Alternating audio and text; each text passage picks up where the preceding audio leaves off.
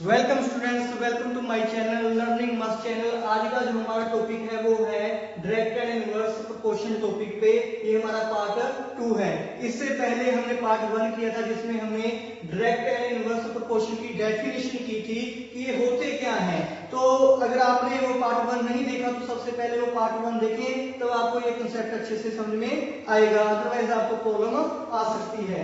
तो इसमें मैंने कुछ क्वेश्चन लिए हैं, ये आपके 13 चैप्टर में से क्वेश्चन है क्लास 8 के। तो इसमें जो फर्स्ट क्वेश्चन है वो वहां पे उसने बोला है कि पार्किंग के टाइम दिया है हमें कि 4 आवर, 8 आवर, 12 आवर, 24 आवर। ये हमारे पास टाइम गिवन है कि किसी पार्किंग में अगर आपने कोई गाड़ी पार्क करनी है तो 4 घंटे की जो आपको चार्जेस लगेंगे वो 60 रुपीज लगेंगे, 8 घंटे के आपको 100 रुपीज पे करने पड़ेंगे, 12 घंटे के आपको 140 पे करने पड़ेंगे, 24 आवर के लिए आपको 24 घंटे के लिए आपको 180 रुपीज पे करने पड़ेंगे। तो पूछा है कि बताओ ये जो है वो डायरेक्ट प्रोपोर्शन है या नहीं है। तो डायरेक्ट प्रोपोर्शन क्या होता है? डायरेक्ट प्रोपोर्शन वो होता है कि इसमें दो चीजें हमारे पास गिवन होती हैं, जैसे यहाँ पे एक पार्किंग के टाइम है, एक पार्किंग के चार्जेस हैं। ओके, दो चीजें हमारे पास गिवन है। तो डायरेक्ट प्रोपोर्शन तब होता है कि अगर एक चीज जो है वो इंक्रीज करे, दूसरी भी इंक्रीज करे उसी रेशियो में, तो इट मींस ये डायरेक्ट प्रोपोर्शन होगा। ओके, अगर एक चीज जो है वो डिक्रीज करे, दूसरी भी डिक्रीज करे, तब भी वो डायरेक्ट प्रोपोर्शन होगा।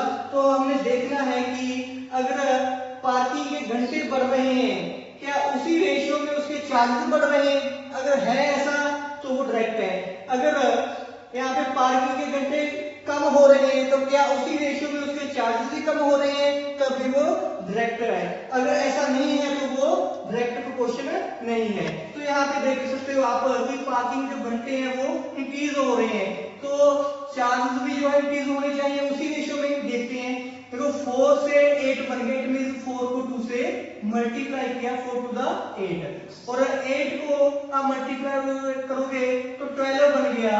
तो क्या इसी रेशियो में ये इंक्रीज हो रहा है? देख चेक करते हैं। देखो 60 को आप 2 से, यहाँ पे 4 को 2 से मल्टीप्लाई किया, 8 हो गया। क्या 60 को 2 से मल्टीप्लाई करते क्या आता है? 120, पर ये क्या है? 100 है। तो सेम रेशियो में ये इंक्रीज नहीं हो रहा। 4 से 8 बन गया, मीन्स 4 को 2 से मल्टीप्लाई किया तभी 8 बना ना, डबल हो गया। तो ये 60 के डबल हुआ? नहीं हुआ। तो ये डायरेक्ट प्रोपोर्शन है? तो ये डायरेक्ट प्रोपोर्शन नहीं है। अंडरस्टैंड? मीन्स जिस रेशियो से ये इंक्रीज हो रहा है, टाइम इंक्रीज हो रहा है, बढ़ रहा है, उसी रेशियो से हमारे चार्जेस भी बढ़ने चाहिए, तब ये डायरेक्ट होगा। पर यहाँ पे 4 का 8 हो गया, डबल हो गया, पर 60 का डबल नहीं हुआ। इट मींस इनकी जो रेशियो है वो सेम नहीं है, उसी रेशियो में नहीं बढ़ रहा, तो ये प्रोपोर्शनल नहीं है, तो डायरेक्ट भी नहीं है। ओके, तो ये हमारा फर्स्ट क्वेश्चन था। तो सेकंड क्वेश्चन में हमारे पास क्या है कि हमने पेंट प्रिपेयर करना है। उसमें कुछ हमने रेड पेंट लेना है, कुछ हमने बेस पेंट लेना है। दो पेंट्स को मिला के हमने एक पेंट जो है उसका मिक्सचर तैयार कर रहे हैं। तो इसमें हमारे पास एक जो थिंग है वो दी हुई है कि देखो इंक्रीज हो रही है। 1 का 4 बन गया, 4 से आगे 7 बन गया, फिर 12 बन गया, फिर 20 बन गया। ये क्या हो रही है? इंक्रीज हो रही है, ये इंक्रीज हो रही है। तो दूसरा बेस भी इंक्रीज होना चाहिए। ये आपने सोचना है। कैसे सोचोगे? देखो, जब हम पेंट बनाते हैं तो पेंट में हम दो पेंट ले रहे हैं। एक पेंट जो है वो रेड पिगमेंट्स का है, एक जो है वो बेस पेंट है। अगर आप बेस रेड पेंट बना रहे हो तो आपको बेस भी बढ़ाना पड़ेगा, अदरवाइज जो है आपका वो पेंट जो है वो लाइट बन जाएगा, तो उसकी शेड अच्छी नहीं आएगी, है ना। तो इसलिए आपको दोनों बढ़ाने पड़ेंगे। अगर आप रेड पिगमेंट्स जो है बढ़ा रहे हो तो आपको बेस पेंट भी बढ़ाना पड़ेगा, अदरवाइज वो पेंट जो है वो अच्छा नहीं बनेगा। ओके, तब जब पार्ट्स ऑफ रेड पिगमेंट यहाँ पे इंक्रीज हो रहे हैं, 1 से 4 बन गया, फिर 7 बन गया, 12 बन गया, इंक्रीज हो रहा है। आप देख सकते हो कि इंक्रीज हो रहा है, तो ये भी क्या होगा? बेस पॉइंट भी इंक्रीज होगा, ये बेस पॉइंट भी इंक्रीज होगा, तभी वो पेंट जो है वो अच्छा बन पाएगा। अंडरस्टैंड? ये आपने सोचना है कि आपके पास दो तरह के पेंट हैं, उनको मिला के आपने पेंट बनाना है। एक पेंट के जो पार्ट्स है वो इंक्रीज हो रहे हैं, तो दूसरा पेंट भी इंक्रीज करना पड़ेगा आपको, तभी आपका पेंट जो है वो अच्छा बन पाएगा। तो देखो ये 1 से 4 हो गया। कैसे हो गया? 1 को 4 बनाने के लिए आपने क्या किया? 1 को 4 से मल्टीप्लाई किया, तो इसको भी आप 4 से मल्टीप्लाई करोगे। 8 4 32। ओके, जिस रेशियो में ये बढ़ रहा है कितने से मल्टीप्लाई होके बना है ये, तो उसी से मल्टीप्लाई करेंगे हम इसको। ओके, आई रिपीट अगेन, आप ऐसे लिख के कर सकते हो कि 1 को इन्होंने 4 से मल्टीप्लाई किया तब 4 बना, तो यहाँ पे 8 को भी आप 4 से मल्टीप्लाई करोगे 32 आंसर। ओके, 1 से अब 7 बन गया, तो 1 से 7 बनाने के लिए आप क्या करोगे, 1 को 7 से मल्टीप्लाई करोगे तभी 7 आएगा, तो 8 को भी आप 7 से मल्टीप्लाई करोगे, 8 7 56, तो यहाँ पे क्या आ जाएगा 56। 1 से अब 12 बन गया, 1 से 12 बन गया, तो 1 से 12 बनाने के लिए आप क्या करोगे, 12 से मल्टीप्लाई, तो 8 को भी आपको 12 से मल्टीप्लाई करना पड़ेगा, 12 8 96। ओके, जिस रेशियो में ये इंक्रीज हो रहा है उसी रेशियो में ये इंक्रीज होगा, अगर ये किसी रेशियो में ये डिक्रीज हो रहा है तो उसी रेशियो में ये डिक्रीज हो जाएगा। ओके, यहाँ पे मल्टीप्लाई करके बन रहे हैं तो मल्टीप्लाई करेंगे निचले वाले को भी, अगर ये छोटे हो गए डिवाइड हो गए बनते तो इसको भी हम डिवाइड करते। ओके, तो 1 से 20 बन गया, तो 1 को 20 से मल्टीप्लाई करोगे बेटा तभी 20 बनेगा ना, तो 8 को भी आप मल्टीप्लाई कर दोगे 20 से, क्या आ जाएगा 160। ओके, बहुत इजी है, जिससे इसको मल्टीप्लाई करके ये बन रहा है उसी से इसको भी मल्टीप्लाई कर देना है आपने, बस इतनी सी बात है। आई होप कि आपको ये समझ में आ गया होगा। ओके, तो इसमें सबसे इंपॉर्टेंट चीज ये है कि आपने ये देखना है कि दो तरह के पेंट है, एक पेंट बढ़ रहा है तो अच्छा पेंट बनाने के लिए दूसरा पेंट भी जो है बेसिक पॉइंट पेंट भी है जो वो भी बढ़ेगा, दोनों बढ़ रहे हैं तो डायरेक्ट है, तो डायरेक्ट में क्या होता है कि जिस रेशियो से एक चीज बढ़ रही है उसी रेशियो से दूसरी चीज बढ़ेगी, तो एक को मल्टीप्लाई होगी ये बन रहे हैं सारे, तो ये भी 8 को वही नंबर से मल्टीप्लाई हम करते रहेंगे। ओके, तो नेक्स्ट क्वेश्चन जो है वो इंपॉर्टेंट क्वेश्चन है, इसमें देखो कैसे करना है हमें। हमारे पास एक मशीन है, एक सॉफ्ट ड्रिंक फैक्ट्री में एक मशीन है हमारे पास, जो वो 6 आवर्स में 6 घंटे में 840 बोतल्स फिल करती है। एक मशीन है किसी सॉफ्ट ड्रिंक फैक्ट्री में जो 6 आवर्स 6 घंटे में वो 840 बोतल्स फिल करती है, तो 5 घंटे में कितनी बोतल्स वो फिल करेगी। ओके, 6 घंटे में वो 840 बोतल जो है फिल करती है सॉफ्ट ड्रिंक की, तो वो 5 घंटे में कितनी बोतल्स फिल करेगी। देखो कैसे करना है इसको। सबसे पहले जो आपने इसका ऐसे एक बॉक्स बना लेना है, ऐसे हमारे पास एक बॉक्स बन जाएगा। तो हमारे पास क्या दो चीजें हमारे पास, एक तो नंबर ऑफ बोटल्स, ओके, एक क्या है टाइम जो हमारा वो घंटों में भी बने। ओके, तो नंबर ऑफ बोटल्स कितनी है, पहले 840, कितने घंटे में बनती है ये, टाइम वाले बॉक्स में 6 आवर्स में। ओके, 6 आवर्स टाइम के सामने 6 आवर्स आएगा, और बोटल्स कितनी है 840। तो क्वेश्चन क्या पूछा है, कितनी बोटल्स बनेगी, कितनी बोतल्स बनेंगी ये हमें पता नहीं है, तो यहाँ पे हम एक्स लिख लेंगे। कितने घंटे में, 5 घंटे में, टाइम वाले बॉक्स में 5 आ जाएगा टाइम के सामने। ओके, तो ऐसे आपका बॉक्स बन गया। तो अब इसमें आपने ये देखना है कि ये डायरेक्ट प्रोपोर्शन है कि इनडायरेक्ट प्रोपोर्शन है। ओके, डायरेक्ट प्रोपोर्शन है कि इनडायरेक्ट प्रोपोर्शन है। देखो कि पहले 6 घंटे में 840 बोतल्स फिल करती है वो मशीन, अब हमारे पास टाइम जो है वो कम हो गया, 6 से 5 घंटे हो गए, तो कम टाइम में अब ज्यादा बोतल्स फिल करेगी, पहले से भी कम करेगी। पहले 6 घंटे थे उसके पास काम करने के लिए, वो इतनी बोतल्स फिल करती थी, अब उसके पास घंटे 5 रह गए, टाइम कम हो गया, तो बोतल्स भी वो कम फिल करेगी, तो टाइम जो है 6 से 5 हो गया, मींस डिक्रीज हो गया। तो अगर टाइम कम मिलेगा मशीन को काम करने के लिए, तो बोतल्स भी वो कम ही फिल करेगी, तो बोतल्स की जो गिनती है, नंबर ऑफ बोतल्स, वो भी कम हो जाएंगी। दोनों चीजें डिक्रीज हो रही हैं, दोनों चीजें, पहली चीज भी डिक्रीज हो रही है, दूसरी चीज भी डिक्रीज हो रही है, क्या हो जाएगा ये डायरेक्ट प्रोपोर्शनल। अगर पहली चीज भी इंक्रीज होती है, दूसरी भी इंक्रीज होती है, तब भी वो डायरेक्ट ही होता है। दोनों सेम होनी चाहिए, सेम इफेक्ट होना चाहिए दोनों में। दोनों डिक्रीज हो रही है तो डायरेक्ट है, दोनों इंक्रीज हो रही है तब भी वो डायरेक्ट है। अगर एक इंक्रीज हो रही है दूसरी डिक्रीज हो रही हमारे पास डायरेक्ट प्रोपोर्शन है। तो कैसे करना है इस क्वेश्चन को, देखो बहुत ही इजी है। तो इसके क्वेश्चन में ये क्वेश्चन था और ये क्वेश्चन है, इसमें हमने देख लिया कि 1 से मल्टीप्लाई हो रहा है, तो इसको भी हमने मल्टीप्लाई कर दिया। ओके, तो इसमें हमें अब कुछ क्लियर नहीं हो रहा, तो कैसे करोगे? जब आपके पास डायरेक्ट प्रोपोर्शन होता है तो आप क्रॉस मल्टीप्लाई कर सकते हो, क्रॉस मल्टीप्लाई कर सकते हो। ओके, समझ रहे मेरी बात? आप जब आपके पास डायरेक्ट प्रोपोर्शन हो तो आप क्या करोगे? क्रॉस मल्टीप्लाई, x को 6 से मल्टीप्लाई और 840 को 5 से मल्टीप्लाई। अब x के साथ जो मल्टीप्लाई हो रहा है वो दूसरी तरफ जाके डिवाइड हो जाएगा। इस क्वेश्चन में हमारे पास नंबर ऑफ बोतल जो है पता करनी है कितनी हो जाएगी जब टाइम जो है 6 से 5 आवर हो गया।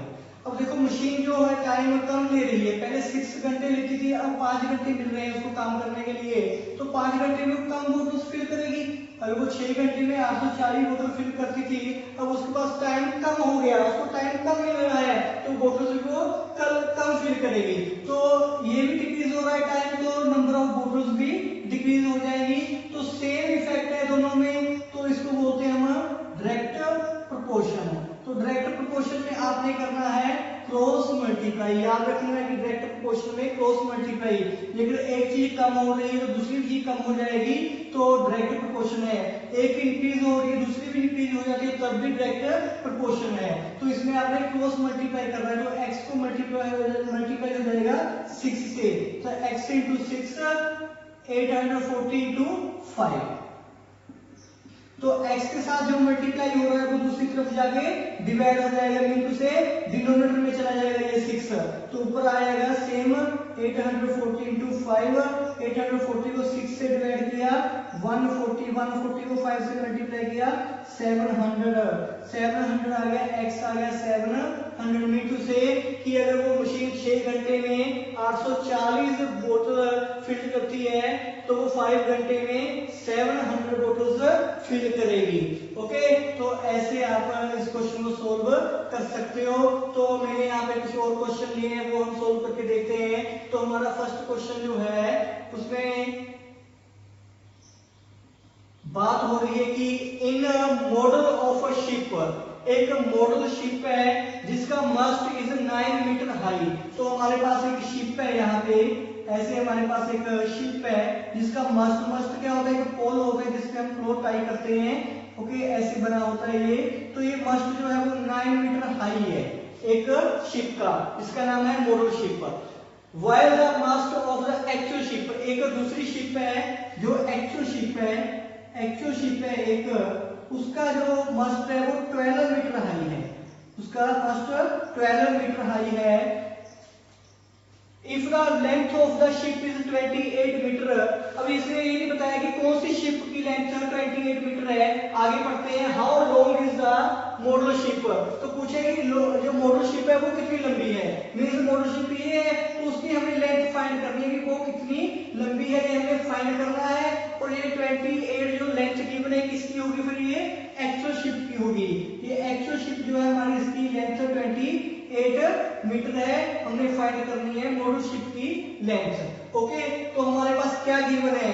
एक हाइट है मस्ट की, हाइट ऑफ मस्ट, एक लेंथ है शिप की लेंथ, एक है लेंथ।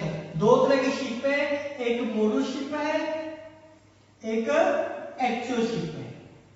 ओके, तो height of must, model ship के मस्ट की हाइट कितनी है? 9 मीटर। ओके, तो height of must in model ship कितनी है? 9 मीटर। और while the mast of the actual ship is 12 metre, actual ship के मस्ट की हाइट कितनी है?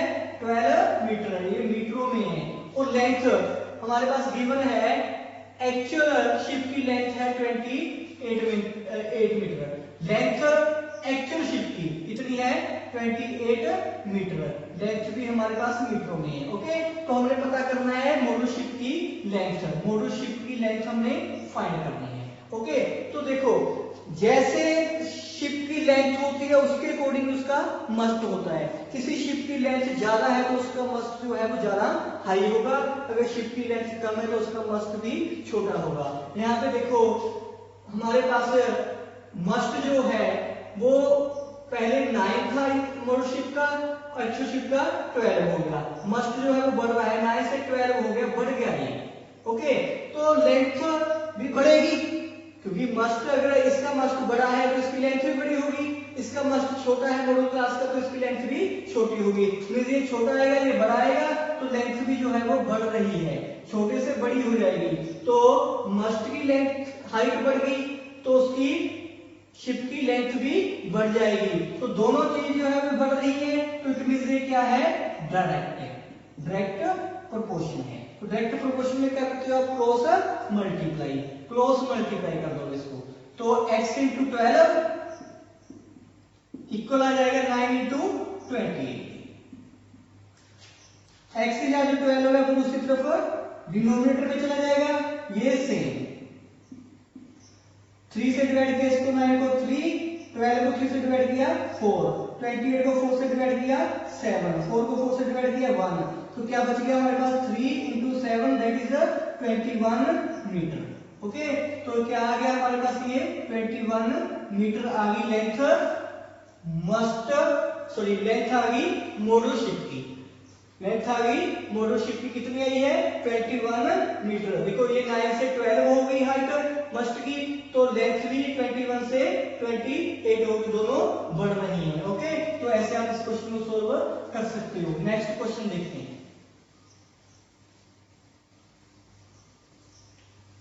नेक्स्ट क्वेश्चन है, suppose 2 kg sugar contains 9 into 10 to the power 6 crystal.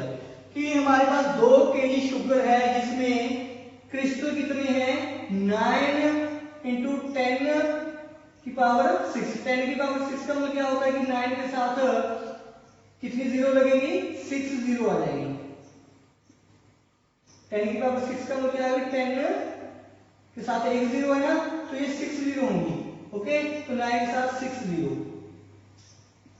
Okay, तो ये क्या बन गया, 90 लाख। क्या बन गया, 90 लाख। तो 2 किलो शुगर में 90 लाख क्रिस्टल है। क्रिस्टल में जो छोटे छोटे दाने होते हैं, डाइस जैसे होते हैं ना।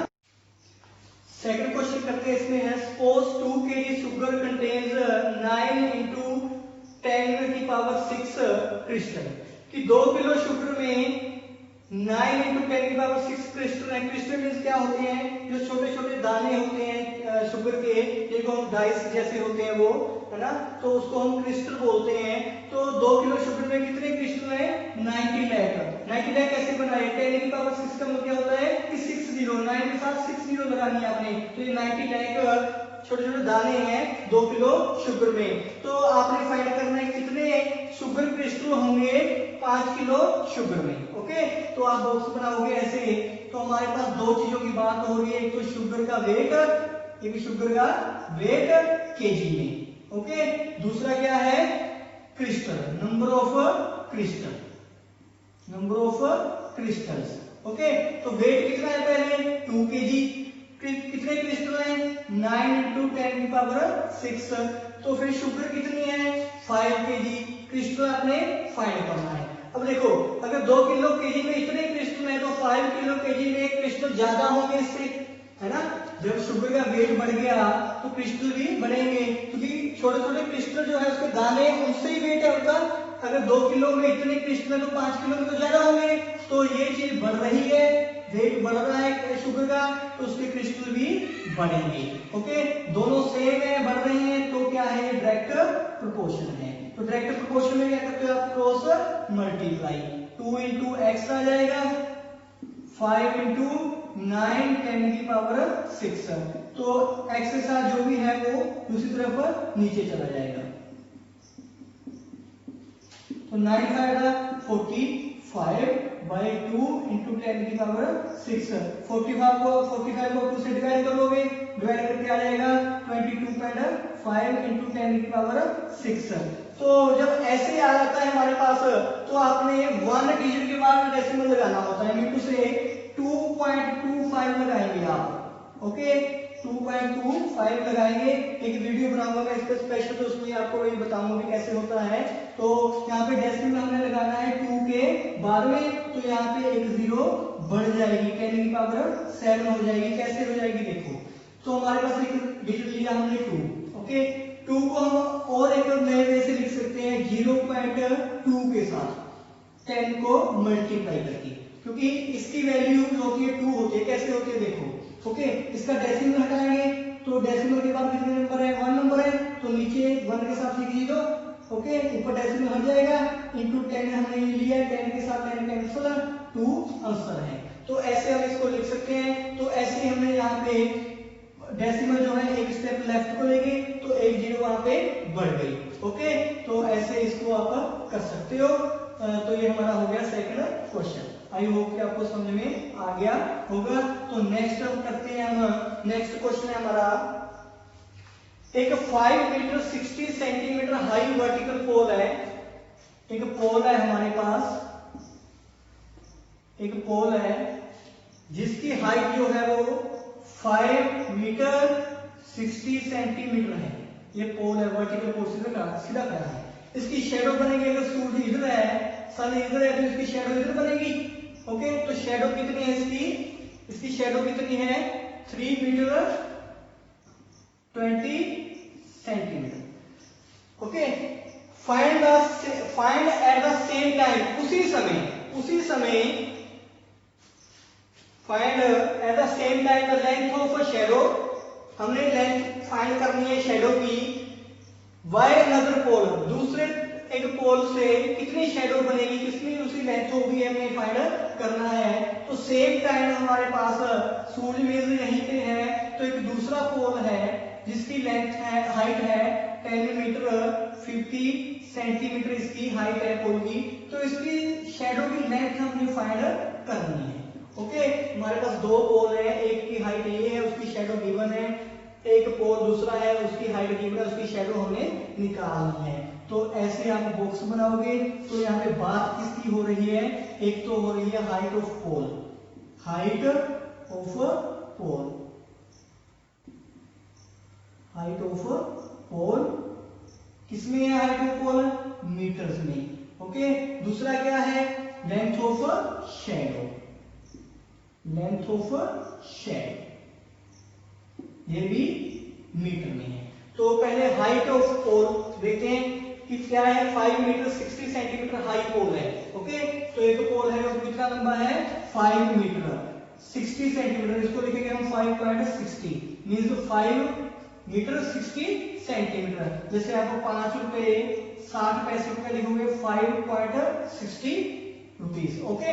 तो इसकी शेडो कितनी है, 3 मीटर, तो 3 पॉइंट आ जाएगा 20 सेंटीमीटर, 3.20। एक हमारे पास दूसरा पोल है जिसकी हाइट गिवन है, हाइट ऑफ पोल कितनी है 10.50। हमने क्या फाइंड करना है, शेडो, दूसरे पोल की हमें शेडो फाइंड करनी है। तो वैसे ही क्रॉस मल्टीप्लाई, क्यों क्रॉस मल्टीप्लाई, क्योंकि डायरेक्ट प्रोपोर्शन है। कैसे है डायरेक्ट प्रोपोर्शन, देखो सूर्य हमारा यहाँ पे, तो आपको पता है कि जिस चीज की जितनी हाइट होती है उतनी लंबी उसकी शेडो बनती है। इसकी हाइट कम है तो इसकी शेडो कम होगी। जब इस पोल की हाइट बढ़ गई, इससे इस पोल की हाइट बढ़ गई, तो इसकी शेडो भी ज्यादा लंबी होगी। हाइट बढ़ गई तो शेडो भी बड़ी होगी। जब हाइट बड़ी है तो शेडो भी बड़ी होगी, ओके। दोनों इंक्रीज हो रहे हैं, तो क्या है ये डायरेक्ट प्रोपोर्शन। डायरेक्ट में क्या करते हो आप, क्रॉस मल्टीप्लाई, ओके करोगे। x को इससे, x से इंटू 5.60, इसको इससे 3.20 इंटू 10.50, ओके। x के साथ जो भी है वो दूसरी तरफ नीचे डिनोमिनेटर में चला जाएगा, तो ये इसके नीचे आ जाएगा 5.60। अब आपको इसको मल्टीप्लाई डिवाइड करना है, तो आप डेसिमल हटा सकते हो। इसका डेसिमल हटाओगे, कैसे हटाओगे डेसिमल, देखो तो यहाँ पे इसका डेसिमल हटाना हो तो डेसिमल के बाद देखिए कितने डिजिट हैं, कितने डिजिट हैं 2, तो नीचे 1 के साथ 2 जीरोस, ओके। डेसिमल रिमूव हो जाएगा। ऐसे इसका हो जाएगा, डेसिमल के बाद 2 डिजिट हैं, तो क्या आ जाएगा, नीचे 1 के साथ 2 जीरोस, ओके, इसका डेसिमल हटाएंगे तो इसकी जीरो जो है वो 1 के साथ ऊपर लगेगी, इसका भी डेसिमल हट जाएगा। तो 100 100 कैंसिल हो गए, 1 0 इसके साथ, 1 0 इसके साथ कैंसिल। अब इसको आपने इसकी कटिंग करनी है, तो कैसे करोगे देखो। तो आप इसको 8 से डिवाइड किया, 8 4 32, 8 7 56। ओके, तो आगे से 105 को आप 7 से डिवाइड कर सकते हो, 15। ओके, तो उसके बाद हमारे पास रहेगा ये 10, तो 5 से इसको डिवाइड किया 2, इसको 5 से डिवाइड किया 3, तो 4 को इस 2 से डिवाइड किया 2, 2 3 रिमेनिंग, 2 3 का क्या होता है 6 मीटर, हमारा आंसर आ गया। ओके, तो नेक्स्ट जो हमारा क्वेश्चन है वो भी हमारा फिनिश हो गया। तो आई होप कि आपको ये क्वेश्चन जो है वो समझ आ गए होंगे। तो इनको ऐसे सोल्व करें, अगर कोई प्रॉब्लम आती है तो मुझे कमेंट बॉक्स में लिखें, तो मैं दोबारा इसको रिपीट करवा दूंगा। और अगर आपको समझ में आ गई तो भी आप वहाँ पे फीडबैक जरूर दें कमेंट्स में जाके, और अपने फ्रेंड के साथ इस वीडियो को शेयर जरूर करें और मेरे चैनल को सब्सक्राइब करें। Thank you very much.